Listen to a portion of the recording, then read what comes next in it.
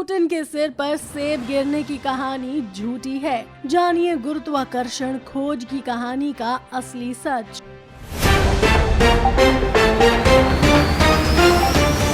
Royal society की library के प्रमुख कीथ मूर का कहना है कि सेब गिरने की कहानी शायद एक कहानी ही है जिसे न्यूटन ने आम लोगों को समझाने के लिए बना लिया। मूर कहते हैं कि न्यूटन ने आम लोगों को बताने के लिए गुरुत्वाकर्षण क्या है सेब का सहारा लिया। सेब को न्यूटन के सिर पर गिरने की कहानी तो और भी बाद में बनाई गई। तकरीबन दुनिया का हर पढ़ा लिखा आदमी इस कहानी को जानता है कि सर आइजैक न्यूटन ने एक गिरते सेब से गुरुत्वाकर्षण का रहस्य खोज डाला था। लेकिन ठीक इसके विपरीत न्यूटन के समकालीन वैज्ञानिक विलियम स्ट्यूकली ने जब न्यूटन की जीवनी लिखी तो सेब वाले घटनाक्रम का भी वर्णन किया जिसे सबसे विश्वसनीय प्रमाण समझा जाता है। महान वैज्ञानिक न्यूटन की जन्म तिथि 4 जनवरी 1643 है। हालांकि न्यूटन के जन्म से पहले ही उनके पिता की मृत्यु हो चुकी थी। ऐसे में न्यूटन की माँ चाहती थी कि वो खेती बाड़ी का काम करें। हालांकि अपनी माँ की मौत के बाद न्यूटन 6 साल के लिए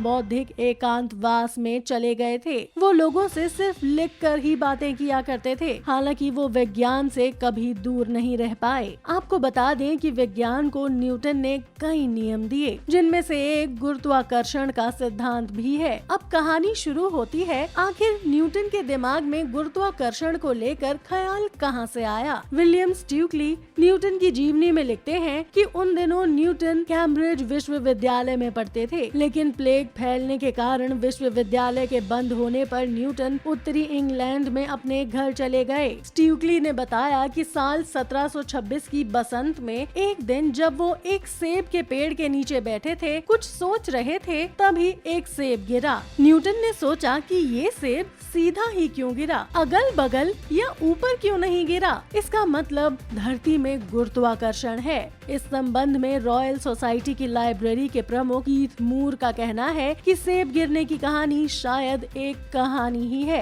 जिसे न्यूटन ने आम लोगों को समझाने के लिए बना लिया। मूर कहते हैं कि न्यूटन ने आम लोगों को बताने के लिए गुरुत्वाकर्षण क्या है सेब का सहारा लिया। सेब को न्यूटन के सिर पर गिरने की कहानी तो और भी बाद में बनाई गई। न्यूटन के 3 नियम प्रमुख हैं। 10वीं कक्षा में प्रवेश करते ही स्टूडेंट्स को न्यूटन के तीनों नियम रट्टा मार कर याद करने ही पड़ते हैं। अगर देखा जाए तो न्यूटन के तीनों नियमों पर ही भौतिक विज्ञान टिका हुआ है। न्यूटन का पहला नियम, एक स्थिर पिंड तब तक स्थिर रहेगा जब तक उस पर कोई बाहरी बल नहीं लगाया जाता। अर्थात अगर कोई चीज रुकी है तो रुकी रहेगी, चलती है तो चलती रहेगी जब तक इस पर कोई बाहरी ताकत ना लगाई जाए। न्यूटन का दूसरा नियम, बल द्रव्यमान त्वरण के बराबर है और गति में परिवर्तन लागू बल के समानुपाती होता है। बतौर उदाहरण, अगर कोई भारी पत्थर किसी पर धीरे से मारेंगे या हल्का पत्थर किसी पर तेजी से मारेंगे तो दोनों में उसका बराबर असर ही पड़ेगा।